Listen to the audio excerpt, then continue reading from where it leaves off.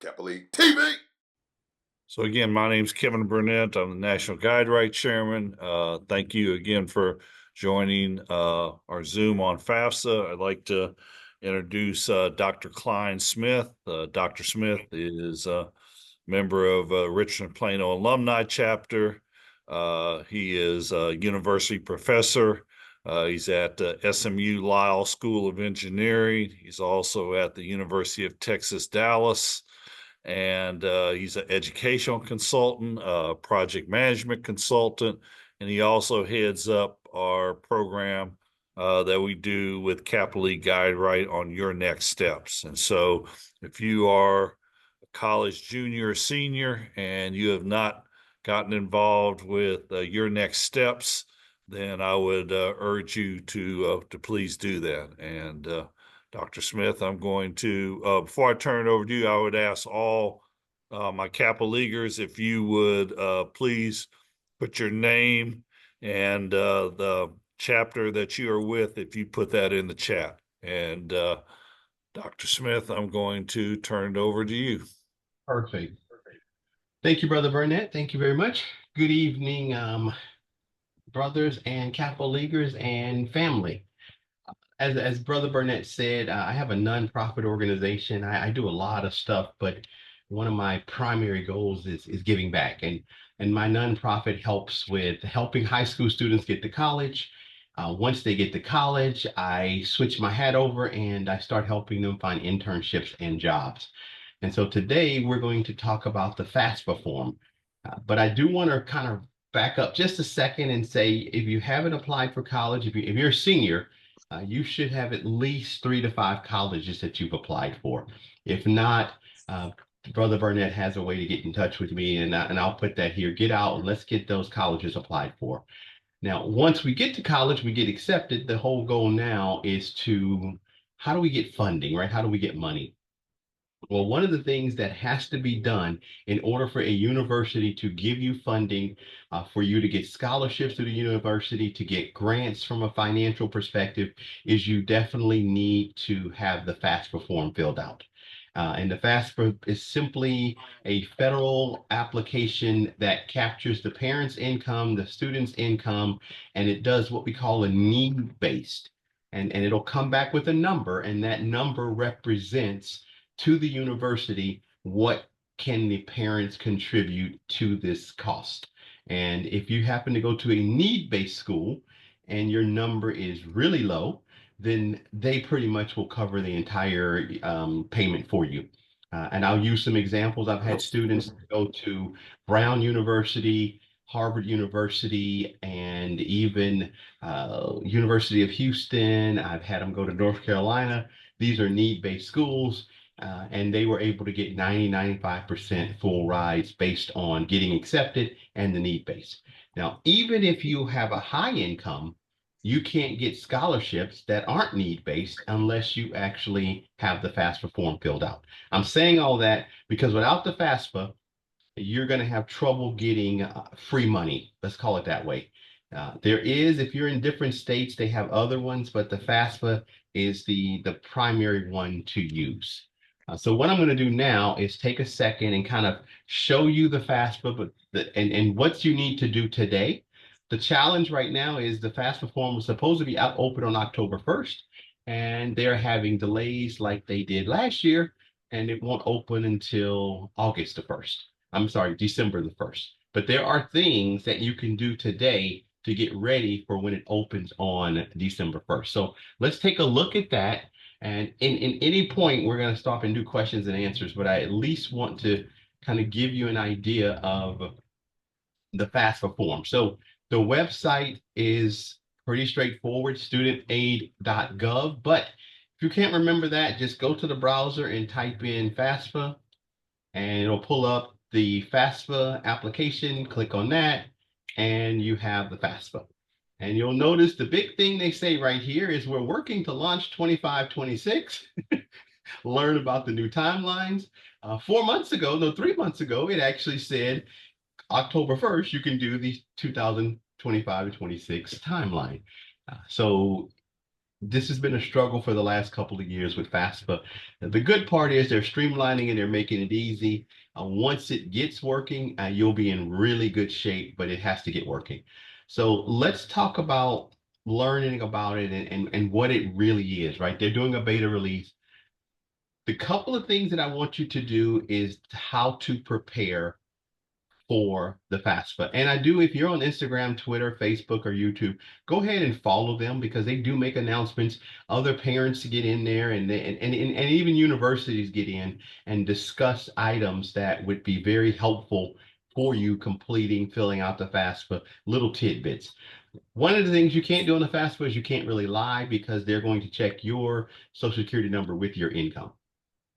There are situations where a parent, let's say, brother Hasib, he makes, 14, $20 million in his company. But his regular salary is only like 35,000. So what he does, he puts all this money in his company. Well, they will come and find that he'll say that he's 35,000 in salary. And they'll go, okay, but what other income do you have? And then he would have to claim some of that as well. There are ways of kind of hiding a little bit, but don't bank on that. The government is pretty good about knowing what money you make. That's why we pay taxes. So there are kind of ways when you do have your own company, if you make enough income in your primary job, sometimes your secondary job doesn't have to be there. But if it's a big discrepancy, they're going to wave the flag.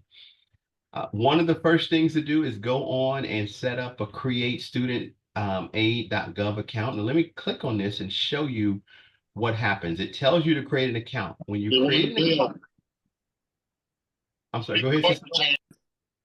Oh, he was okay. So when you go to create an account, you'll notice that it gives you two options. Actually, it didn't actually, it's not even giving you the two options, but you're going to have to create an account as a parent and you're going to have to create an account as a student. So they're two separate accounts. I always recommend that the student creates the account first, and then the student puts all of their information in. They're going to connect it to their parent. And then when their parent creates an account, they're going to connect it to the student. And that's using your social security ID. All right, so go ahead and set up your two accounts, one as a student and one as a parent. And then that'll allow once they come in, because the student will have to fill out all their information first, and then it will actually go into the system and it'll be in a wait. The parent will then fill out their information, connect to the student, and then that completes your application.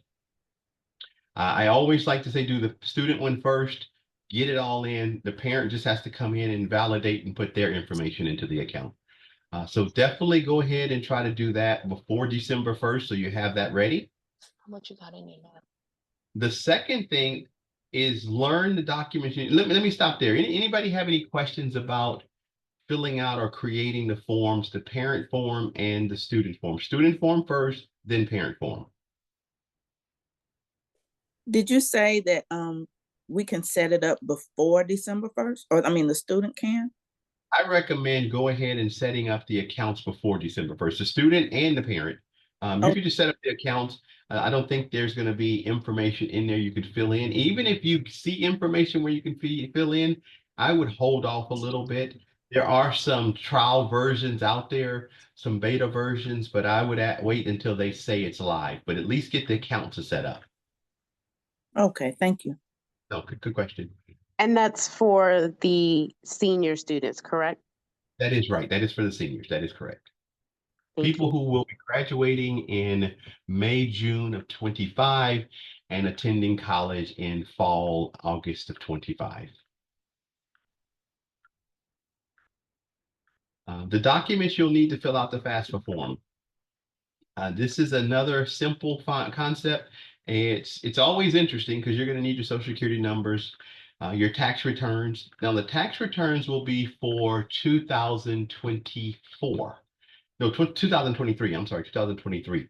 Now the interesting part here, let's say that you made 100,000 in 2023. But in 24, you're projected to make 65,000. I would wait until you finish your tax returns in 24 and go ahead and fill the application in January of 25 or February of 25. And you don't have, it's not like you want to fill it in as soon as possible, but it doesn't change the amount of need that you're going to get from the company, from the school. So if you're going to make less money in 24 than you made in 25, then I would use my 24 tax returns. And I'm hoping they allow you to do that this year. They normally allow you to use the latest ones, but because it opens in the year of 24, you normally don't have 24 completed. But if you do know you're going to have less income in 24, I I would use the 24 and just fill out my FAFSA in January or February versus using the 23. So for students, parents who got, and there's a rationale, right? If you got laid off or you changed jobs or you lost the income or whatever happened, you want to show the true income you have, right? If your income was less than 24, then going into 25, you're going to have less money available to pay for college. And that's what the whole process is. We'll help, the government will help you with the need base, and universities help you as well. With this group that he was speaking to, a the first president to walk the picket line. Listen to it. Oh, I don't think that was for us. All right, tax returns. If you have child support received, you need to make sure you have the records of that. If you have the tax returns, you already have it. Current balances of cash, savings, and checking account, and you don't have to be perfect with those because that rotates, right? I mean, your savings may be more steady, cash on hand may be okay, but your checking, it depends. So just average it out, look at what you normally have, and once again, if it's December and you just received your bonus, don't add that in as the amount of money you currently have in all your accounts, right? Use kind of an average there because you want to have as limited money available so that you can get the max amount of aid and support. Investments, business and farms, same concept. It'll be on your tax returns. They just want to break it out. They make it easy for you. Keep these records. You don't mail these documents in.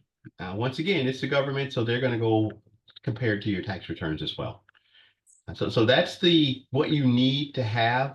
Most of this is pretty straightforward. Sometimes the tax returns, depending on where you file them and how you file them, just make sure you get a copy of them. If you use an outside agency, just let them know the urgency of getting those tax returns back. Waiting till April to get those tax returns and fill out the FAFSA, it's not bad. It's just that you now are going to be delayed in knowing how much the total cost of school will be because they will not give you grants money. You can probably get some outside scholarships, but it's rare you're going to be able to get school scholarships without those FAFSA forms. Can I ask a quick question? Yeah, definitely. Just to might be silly questions, but the investments that we have, like maybe like 529s or like our brokerage account, will that decrease how much they're going to assist in the tuition for our child? The 529 will not. Is your brokerage account an IRA or is that in the market to generate revenue, dividends? I mean dividends and interest. So dividends. It's both. It's 401k. I have an IRA and I have like a brokerage account. So IRA, no. 401k, no. Your brokerage account, yes. They will definitely want to look at that. Not how much money you have in there also. They will utilize that as a measurement of your income, but not your combined income. They look at it from you're using this money for dividends, for interest, but you do have availability there. So yes, the answer is it will show how much money you're worth. Okay. And then the 529, you said no? No, not the 529, because that's for college, right? Yes, for college, yeah. With that. They don't ask that one specifically. I think it's a way of saying, hey, you've already put some money away, but we're not going to hold that against you that you've already been saving. Oh. So it's a difference between saving and raw money, raw income. Okay. And then the FAFSA, we have to do this every year, correct? Yes, every year. Okay. It's in the second year, third year, it's pretty, I mean, it doesn't take more than an hour, to be totally honest. If the system works, and I have two children who have graduated, one in May of this year and one in May of the last year. And so for the last 5 years, I've been doing it, but I've been mentoring people over the last 25 years. I was doing FAFSA, and Kevin remember this when we were doing it by hand. So yeah, it's pretty straightforward. It's not complicated if the system works. The problem sometimes, and what you'll see, and I'm going to give you some of the troubleshooting, is when you fill out your form and your child fills out their form, you fill out yours and they don't connect. That's the frustrating part. Try it one time, get on the phone, call them, they'll connect it just like that. So if you have any problems here, they have actually, I'm really impressed.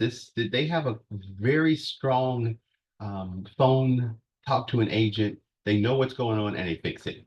So don't get frustrated if something doesn't work. Just call them. They're usually really good within 20, 25 minutes to answer the phone and talk to you.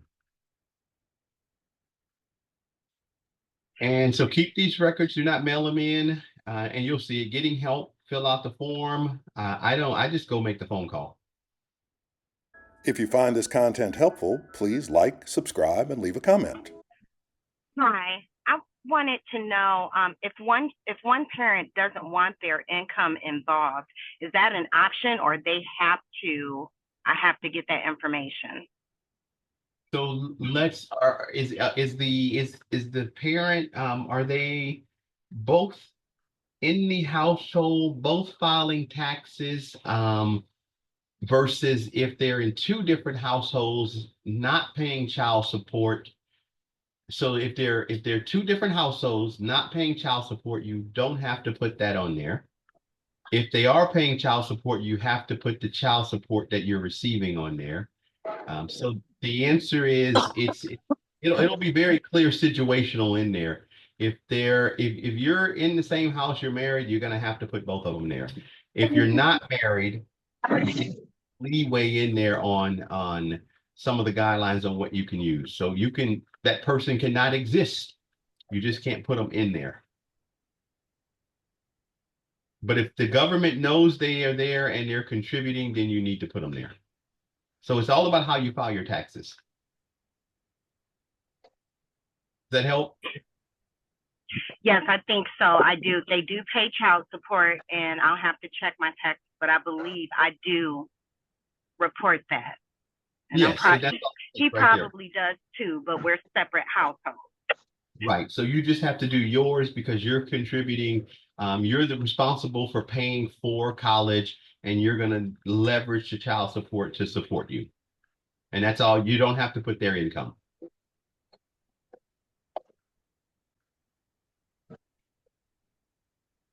All right. Other questions? Other questions? I have a question. Uh-huh. You can go first. Patient unit.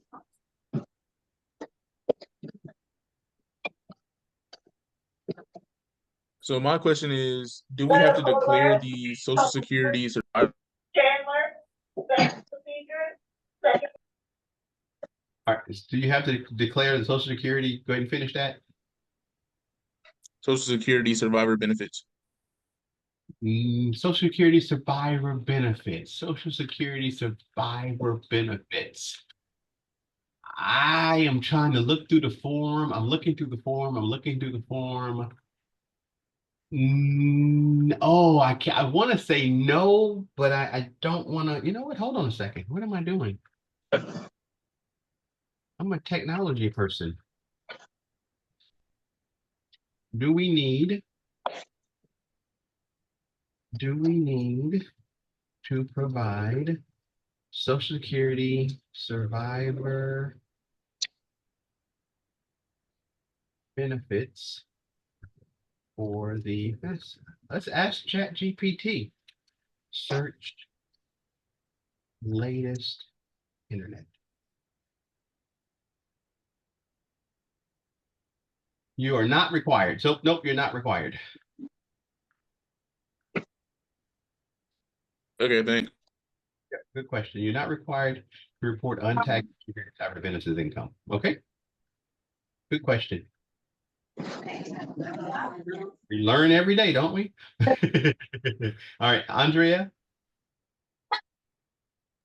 Yes, And yes, no, that's Andrea, thank you. Another question about the child support now. And where we live, the child support will end after she graduates.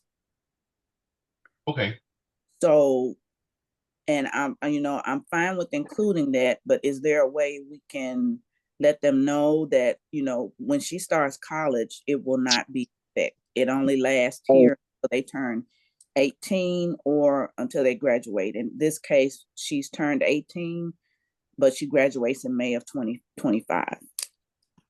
which in turn means that you're going to have to put it on there because that was income in 24. When you do 25, you won't put it on there. I think that's a question. I think one of the things you can do, it's not going to be through FAFSA, but you can do it through the university. You can send university supplemental paperwork that they can use to augment the FAFSA. So from a FAFSA standpoint, they need to know. But at the university, you can say, hey, starting in August, my available income is going to be this instead of this. So, and then the university can make some adjustments. But it's a university by university thing.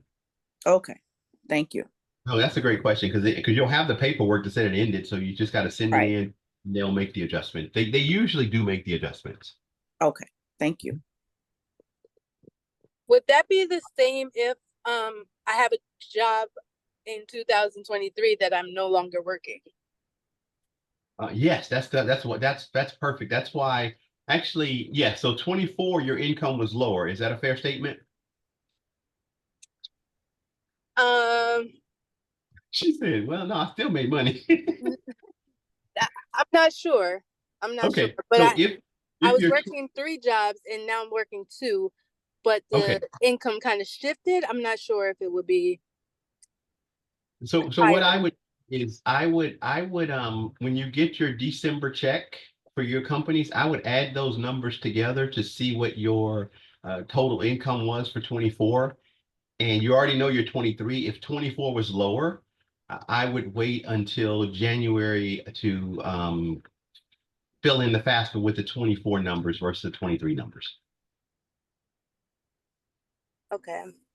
That just gives you a competitive, it gives you, what it does is it gives you a reality of what your income is, right? If you were, 100,000 in 23 and you're 80,000, 85,000 in 24, then we want them to show that, hey, I'm only living on 85,000. I'm not living on 100 anymore.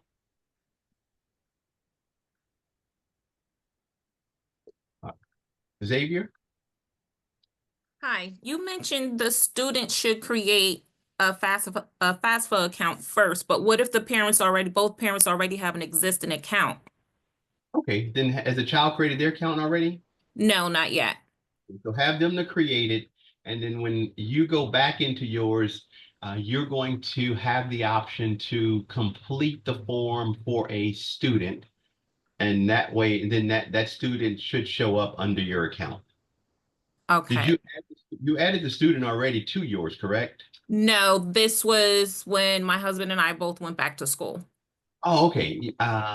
Yes. You know what? It's going to be interesting. I would say make sure they create theirs first. And then when you log back onto yours, because they're going to have to put on the student one the parent's information. And so when you log on, it should show you his information or her information. If not, then I would just create a second one. No. If not, I would call FAFSA and say, hey, we already have our accounts and it's not connected. They'll go, hold on a second, boom, boom, boom, boom, and they'll connect it. Okay. Then my second question is, you mentioned that they don't include IRA as additional income, but brokerage accounts, they do. Yes. Because your IRA is your retirement. It's not your disposable income money you can pull, and they're not. And that's one of the, believe it or not, that's one of the things some parents do and some people do is they set up trust or they set up money that it does not look, it's not income, but it's available. But to the federal government, it's not your disposable income that you can pay for college. They don't tell you to go rob your retirement to pay for college. What if the student has stocks themselves? Should we move them?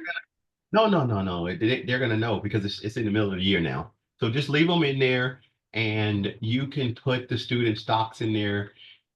It's one of those things. If their stocks are, generating, $200,000-300,000, then they're going to definitely look at that as you can pay for college. If it's just 5 to 10, then it's not going to be significant enough. But He's no, a class of 26. He's a 26 student, graduate. student, if that money is going to be significant, I don't tell people to move stocks. I would ask a financial advisor. And the reason I say that, because moving stocks and doing that, you're going to take a loss when you sell them or transfer them. But if depending on the significant amount, you can actually run a scenario and even go to the internet and ask, hey, if my son has stock for $20,000, would that hurt his FAFSA, what do you call it, his contribution number from the parents? I don't usually think it is. Okay. It's not that. And once again, if it's $200,000-300,000, then yes, it should hurt it. Because what they're trying to do is, what is your ability to pay for college? Got it. Thank you. No, that's a good question, but I would ask a financial advisor on that, because they may recommend moving the stocks into some type of other stock. What's the word I'm looking for? A secured. No, I can't think of the term. I'm thinking something else. Okay. Thank you. Hey, Brother Klyne, we had one other question in the chat. I don't think it got answered from Deirdre. It says, what should I do if my child has an inheritance from an estate? That's okay. That doesn't count into it, because they haven't received the inheritance yet, right? They have access to it. It's still in the estate, so you're still okay. I'm 95% sure on that one.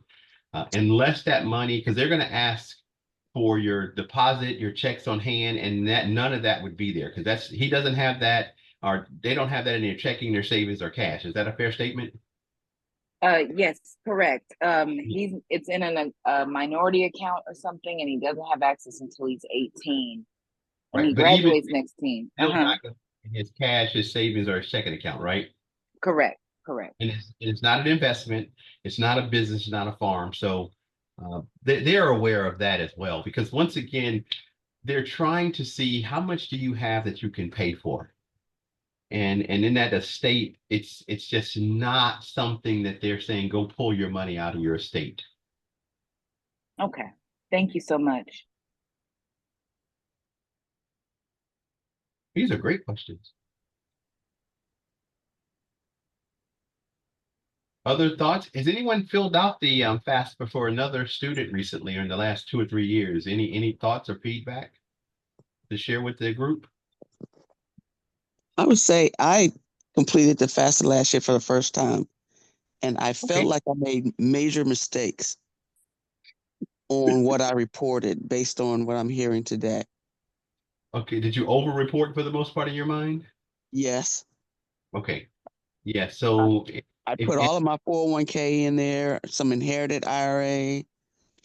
Yeah, that's too much. Did they give you how was your need based? Was it pretty low? Did they say your part was high? They said that. Well, I got $0. Okay. So let's say your income was over 150K. Without all of that, it wouldn't matter what all that was. They're going to say you have $0. And one of the things that's interesting about FAFSA, they're less concerned about your debt and they're more concerned about your income. So that's something as well, right? You can go, hey, I make $200,000, but I don't have a $7. My daughter's in volleyball, karate, MMA. My son's in, the band, and he's in football, and I got travel, and I'm taking care of my grandmother. I'm taking care of my uncle, and they don't really look at that compared to looking at your raw income. That's one of the flaws that I think hurts minorities, because we tend, especially I'm 57, in that 60 and at 45 to 70 range, we have a lot of expenses that other people don't have, because we are taking care of people who, didn't have that ability to put money away, save money when they were younger. So they do not look at how much money you're spending. They only look at how much you're bringing in. But this year, I wouldn't put all that in there. But once again, if your income is over 150, 160, you're going to have very little that you're going to contribute. If you have 2 children, that's different. 3 children, 4 children, that adds up. I remember doing FAFSA like 20 years ago when I was in college, and I don't recall like linking up an account with my mom or reporting her investments and stuff like that. Just maybe the salary. Yeah, just the salary. Just the salary. That's exactly right. And also, they only had one form last year. Your parent didn't have to sign on separately. They just had to fill it in with you. But they started realizing how many children and or children mostly were just putting in information from their parents, not going to get it. So they wanted to have parents accountable a little bit heavier in the last couple of years. But that's exactly what we had to do. By paper, I just filled, Mom, how much money do you make? Dad, how much money do you make? And, and then send it in. Do you know of a service that helps you complete the FAFSA so that you don't over-report? That even if you're besides calling FAFSA. Yeah, Your Next Steps, my organization. And if you don't want me to share, then yes, there are lots of organizations I can connect you with that are professional in this world. It's really not that hard, but I can definitely help you. And if not, I can point you to 2 or 3 organizations that charge a small fee to help you fill it out. Hey, Klyne, before we get off here too, could you, if you've got something to put up, I mean, we've sent out about your next steps, but if you've got something to put up, for them to see, how to sign up and all that, but your Kappa League advisor should have, information for you to sign up for this program. So, and I'll send this to Kevin. I think this is the Kappa one. Yeah. That's not the Kappa one, but it's okay. And the reason I say it's not the Kappa one, it doesn't have the Kappa sign up link. But the concept here, for those who are in the 11th grade, this is some great stuff for you. I have you do a college assessment survey, a match survey, a career alignment survey, a 360 feedback survey. This is one I started doing about 10 years ago, and I have you go ask 6 to 10 people around you, what career do you think I would be good in and why? But you got to ask them individually. The personality alignment test. So when I get the college assessment, we get the career, we get the feedback, then we start to hone in on what kind of passion, what kind of majors would align to who you are. We also have pre-ACT, SAT tests. So I do give free SAT, ACT tests you can take without being official. It gives us a baseline of where you are. We do also do ACT, SAT training, so you get free training as well. You'll see the next one starts coming up. And these are just links to the official sites. We got to pay for that. We don't pay for that. We also have a little checklist of how to apply for college, how to send your transcripts in, just kind of the thought process of how do you get ready for college. And you'll see that this one used to be October 1st. I'm going to change it now while I got y'all on the call. And then we also have more links to the registration for the SAT, ACT. But what I'll do is I'll get this, Kevin, I'll send this to you because you can send it to everybody, but there's a Kappa version. Let me open the Kappa version. The only difference in the Kappa version is that I think this might be it. The only difference in the Kappa version is you have the Kappa sign up link. And when you click on the Kappa sign up link, and you'll notice that the brothers get involved a lot more. They're going to drive you through the process versus me working with 1,600 students individually. But you can always reach out to me. But if you click on the Kappa sign up link, you put your name in here and you select the chapter that alumni that you're going to be working for. And that way the reports go to Kevin and to the regional province marks and the local on who signed up, what they're doing. And then I also track how many people are not joining the calls who signed up, how many people are not. So it's a way to just keep everyone accountable. And we realize you're going to miss things, but so this is how you sign up. You have to put in your parent information and email because the parents get copied on everything as well. So I will put that, Kevin, I'll get that to you so you could get it out to everyone again. All right. Oh, I'm sorry, I stopped sharing. But let me stop there. Other questions, just in general about college or FAFSA reform? If you find this content helpful, please like, subscribe, and leave a comment. Just my son is a junior currently, and I know that a lot of the conversation has been steered toward action steps for seniors, but I want him to be ahead of the game. So, a quick rundown of the things that juniors should be doing, like yesterday. So yesterday they should be doing, and it's not, they should go through the slides and they should do a career readiness. They should do a personality readiness. They should do a college readiness. They should take the ACT or SAT or both with me, and they should start training. So they should be doing, and they should also start looking at the essays that they have to write for Common App. I like my juniors to have kind of narrowed it down to 2 or 3 majors and narrowed it down to like 10 to 12 colleges. Have a baseline on the ACT or SAT if they haven't taken it. Start doing the training that I'm giving. Start doing some outside training. When you start with my program on August 1st of your senior year, before you even go to college, I like to have the first application completed on August 1st, and I like 10 done by August 30th. So now you're going into your senior year and you're not stressed on this college. You've already applied. You've already done your essays. You've already taken the ACT, SAT. You can take them again. You can tweak your essays, but you're much far ahead of the game. So right now they're not anywhere near behind. But I would say if you have a junior or a sophomore, or even a freshman, they need to have taken the SAT or ACT. And I like them to take it without studying, just take it blind. That way, when we take it, we take it without studying, we know your baseline.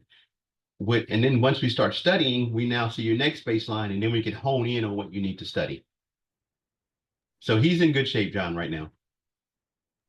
Okay, you mentioned classwork or youth that you work with. Is that a specific program you can get information on, or have I jumped the gun asking you about that? No, you mean as far as training for the SAT or ACT? The more so the youth that you're actually working with. How would that actually? Is that your local Kappa Leaguers, or is that just youth in general? It's youth in general. No, I have 520 something people in the organization. I'm in 40 states and 13 countries. I'm working with the Kappa Leaguers. This is without the Kappa Leaguers. With the Kappa Leaguers, we got another 150 students. And what I like to do with the Kappa Leaguers is that we get them set up, and then the brothers take them through my process. And monthly meetings we have, just to kind of reiterate it, but it allows the brothers to truly kind of guide them through a best practices of how to get to college. And some chapters like Mobile, Jackson, I mean, there's several. I mean, even Richardson, Plano, they have great programs, but I'm here to kind of augment and kind of put some gaps in. Other ones don't have kind of a consistent program. They just kind of use mine. But I give you a tracking sheet and a way to really see what the students are doing, make sure they're following up on all the things they need to do. So it's really a way to help the brothers help the students from a best practices perspective. Thank you. Mm-hmm. And I'll show you these 2 slides right here. This is how I like to do the tracking once we get there. If you look here, this is the college tracking sheet where I like everybody to fill this in. And it's important to me because it's the university, how you applied, have you started the application, have you started your transcript request, basically all the questions you need in order to be successful. But then ultimately, how much scholarship money did we have? How much is the overall cost, and how much is out of pocket? And what are the next steps? So everyone gets a copy of this. It's just a way for everyone to be on the same page. And then the next sheet I'll sign, this is where the brothers come in at. You'll put all your students in here that you're working with, and you'll say, hey, have you done this? Have you done that? Have you done this? And for each person's name, you can start checking through where they are so you can kind of track to make sure they're being successful. And this is more for the brothers. Everyone can get a copy, but this is more for the Kappa League leaders to be able to kind of identify which student is, hey, you know what, let me go talk to this one. Hey, you haven't gotten your essay in. I see you didn't attend the call. You didn't get this, whatever it is. It's just more motivating. And when you have your bi-weekly meetings, you have a very clear way of having that conversation. And we're in good shape. I mean, right now, if no one has applied to college, they're not behind at all. But in March, you will be behind. Xavier? For juniors, Yep, is this the time where they should start college visits or at least should have started them? The answer is I'm gonna give you I'm torn on college visits before you get accepted. But there are a lot of people who like to go see colleges before you apply. I like to get accepted and then go see the college. If they're not going to accept me, I don't need to go see them. But the answer is what I tell people who are juniors, sophomores, seniors, doesn't matter. If you happen to be around the corner or driving by a college, stop to the college and visit. Go to the college. You don't have to have official visits. Walk around the college, hang out, and then let the child go to the student center on their own by themselves for 20 to 30 minutes and see if they fit in. So walk around the campus together, let the student by themselves go in the student center, take their phone, get a little snack, and let them see how they feel. Do they see themselves there? And if you're comfortable there, let's apply. If you've already applied and you got accepted, make an official visit because they're more in tune to give you more money or to really lay out the red carpet because they really want you to come so they can get that money. And then you said class of 26 should actually start submitting college applications August 2025, like August 1st, and have them all submitted by August 10th. Yeah, I like one on August 1st. Like this is October because I've had to push the dates out, but I like the first one by August 1st. And I like the 10th one by August 30th. But that's my goal and target because I want them to have their first several acceptances almost before September, October, so they know they're going to college. For a junior right now, they can do most of these items. I got a separate junior list, but they can do a lot of these things before they get into their senior year. Okay, got it. Thank you. Yeah. Xavier, I'm sorry, Asantiwa? Yes, thank you. So, what can you tell us about, so I heard about how some states, so Maryland, Virginia, West Virginia, Pennsylvania, and I think probably Delaware, have this sort of quote unquote agreement where some students like from Maryland can take some of the in-state funding to those sort of agreed states around. Is there anything you can share on that or you're aware of? The answer is yes. So the answer is there are a lot of colleges that are borderline or within proximity of states that waive the out-of-state fee. I don't know which ones or how, but if you did a quick search, you can find what states in which city are you in? Which state are you in by choice? Sorry, what state are you in? Oh, in Maryland, and this information I got from Temple in Pennsylvania. So I would simply do a quick Google search and say, hey, what bordering states provide in-state tuition for Maryland residents? I do know you get several in the Maryland residence area. We're in Texas. I do believe Oklahoma State. I think Arkansas. It just depends on the university. Okay. But so it is a thing. I guess it's a thing. Oh, no, it's definitely a thing. It's definitely a thing, without a question. Okay. Mhm. Thank you. Thank you. Well, again, I guess I'll see, if you have questions, we'll continue on. If not, I'll ask, if there's any final questions, we'll go ahead and get ready to wrap this up. When will we receive the presentation that Mr. Smith was talking about? So the presentations will go out to your Kappa League advisors next week. And we will put, as soon as we edit this, we'll put the recording of this up on Kappa League TV. But the presentations will go out to your Kappa League advisors. And in fact, they should already have at least the your next steps presentation. And then Brother Burnett, I just sent you the latest version just so you'll have them because I Oh. updated the dates, of course, because All right. the year moves. So you can send those out. But yeah, you have them now. Okay. Well, if there's no other questions, then thank you, Dr. Smith. Thank you. And again, everyone, thank you for being on, and we appreciate the interaction. You guys have a great weekend. Thank you. All right, Hi, thanks. I'm sorry. I don't know if you saw my question in the chat. I wanted to make sure I had the correct website. He is Kappa League, and he needs to take advantage of SAT and ACT practice. And he is a senior. He's taken the SAT, is retaking it, and taking the ACT. So the answer, I'm sorry. So the answer is you'll get that in the link. Okay. But I will go ahead, brother Bernard, if you're okay, I can go ahead and put the sign up for the training in the link because I think that's important. Okay.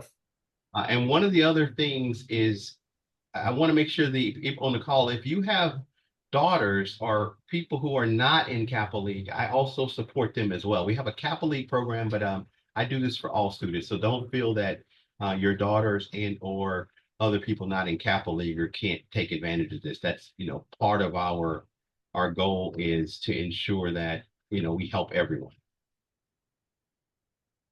Kappa League TV.